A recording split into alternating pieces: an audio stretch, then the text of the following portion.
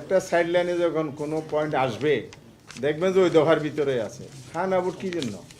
জুলাই সনদের জন্য। তো আমাদের 1 নম্বর দফা জুলাই সনদ। তো জুলাই সনদের আইনি ভিত্তির জন্য আদেশ জারি হয়েছে। তো আরও 3টে স্টেপ রয়ে গেছে।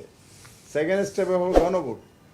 তো গণভোটের পরে থার্ড স্টেপে যাবে সংসদ, এরপরে নির্বাচনের পরে যাবে সংসদ। সেখানে অ্যাকসেপ্ট হওয়ার ব্যাপার, সেখানে আলোচনার বিষয় নেই। তাহলে এখন গণভোটটা যদি আমরা হানা রেজাল্ট পর্যন্ত না যায়, তাহলে জুলাই সনদের যে আমাদের 5 দফার 1 নম্বর এই দাবি কিন্তু শেষ হলো না। এই জন্য আলাদা যুগ হয়েছে তা না, এটা ওদিন দেয়ার এখানের ভিতরে ওইটা আছে। সেই কারণেই উনি ব্যাখ্যা পরিষ্কার বলেছেন, কোনো অস্পষ্টতা নেই।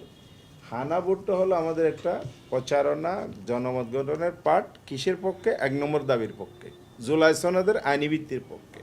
তার মানে দাবি 5টাই, ব্যাখ্যা বিশ্লেষণ পয়েন্ট এখানে যোগ হবে সেই অনুযায়ী। যেমন বলা হচ্ছে যে আইনি ভিত্তি গণহত্যার বিচার তো দৃশ্যমান হয়েছে একটা হলেও, তো যেই পরিমাণ অপরাধ হয়েছে এইটার তুলনায় এটা যথেষ্ট নয়। এই জন্য বিচার প্রক্রিয়া চালু আছে, আর আমাদের জনগণের প্রত্যাশা দাবিও আছে।